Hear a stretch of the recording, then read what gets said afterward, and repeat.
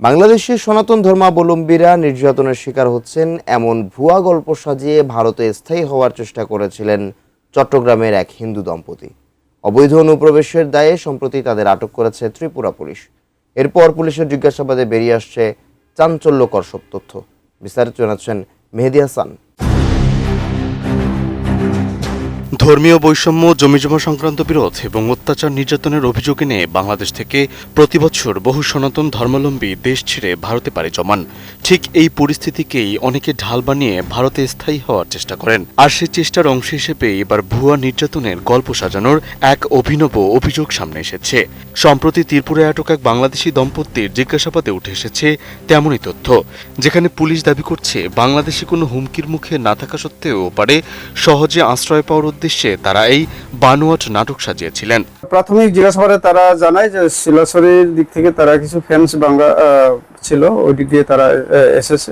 তবে এইগুলি প্রপার ইনভেস্টিগেশনে বোঝা যাবে অ্যাকচুয়ালি কিভাবে তারা এসেছে। ঘটনাটি সূত্রপাত হয় গেল ২৬ জুন রাতে। ভারতীয় গণমাধ্যম টাইমস অব ইন্ডিয়ার খবরে বলা হয়েছে, গোপন সংবাদের ভিত্তিতে দক্ষিণ ত্রিপুরার শান্তি রায়বাজার দেবদারু এলাকায় একটি যাত্রীবাহী বাসে তল্লাশি চালায় পুলিশ। তল্লাশির সময় চট্টগ্রামের বাসিন্দা শান্তনু দেবনাথ এবং তার স্ত্রীর কথাবার্তা এবং চলাফেরায় সন্দেহজনক মনে হয়। এরপর তাদের পরিচয় জানতে চাইলে তারা ভারতে প্রবেশের কোনো বৈধ পাসপোর্ট বা ভিসা দেখাতে পারেননি। পরে তাদের আটক করে থানায় নিয়ে গিয়ে বিস্তারিত জিজ্ঞাসাবাদ শুরু করে পুলিশ। তাদেরকে আমরা কথাবার্তার অমিল পাই। এরপরে তাদেরকে ডিটেইন করে জিজ্ঞাসাবাদ করার পরে পরবর্তী সময় আমরা জানতে পারি যে তারা বাংলাদেশের লোক এবং বাংলাদেশের চট্টগ্রামের লোক। নতুন বাংলাদেশ গড়তে এলো জুলফিকার স্টিল। জুলফিকার স্টিল। জিজ্ঞাসাবাদের শুরুতে শান্তনু দেবনাথ দাবি করেন বাংলাদেশে নাকি তারা চরম প্রতিকূল পরিস্থিতি ও হুমকির মুখে ছিলেন। তবে জিজ্ঞাসাবাদ যত এগোতে থাকে ততই তার বক্তব্যে নতুন তথ্য বেরিয়ে আসতে থাকে।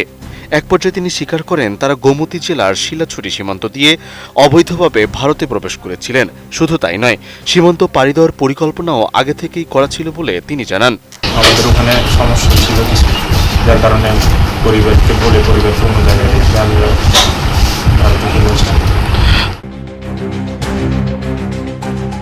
পরে জিজ্ঞাসাবাদের আরেক পর্যায়ে শান্তনু জানান কয়েক বছর আগে কলেজ ট্যুরে খাগড়াছড়ির মাটিরাঙ্গা সীমান্ত এলাকায় গিয়েছিলেন তিনি। তখনই ওই দুর্গম সীমান্ত পথ সম্পর্কে তার ধারণা হয়। পরে সেই অভিজ্ঞতাকে কাজে লাগিয়ে পরিকল্পনা অনুযায়ী স্ত্রীকে নিয়ে সীমান্ত পার হন তিনি। গ্রেপ্তারের পর তাদের ব্যাগ তল্লাশি করে 2টি মোবাইল ফোন, 2টি বাংলাদেশি সিম কার্ড উদ্ধার করা হয়। এখন এই অনুপ্রবেশের পিছনে কোনো দালাল চক্র বা অন্য কোনো সংগঠিত নেটওয়ার্ক জড়িত ছিল কিনা সেটিও তদন্ত করে দেখছে ত্রিপুরা পুলিশ।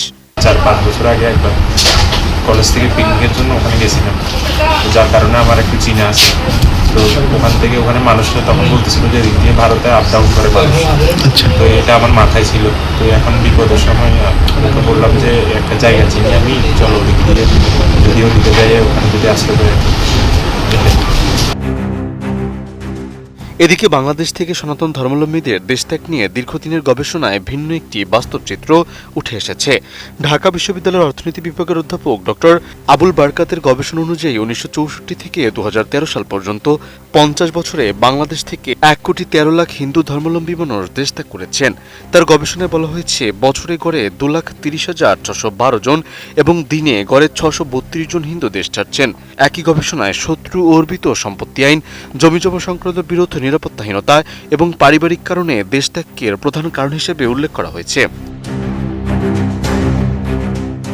তবে বাস্তবতার পাশাপাশি বাংলাদেশের সংখ্যালঘু নির্যাতন নিয়ে ভারতীয় কিছু গণমাধ্যম ও সামাজিক যোগাযোগ মাধ্যমে ছড়ানো নানা ভুয়া বয়ান নিয়েও আলোচনায় রয়েছে।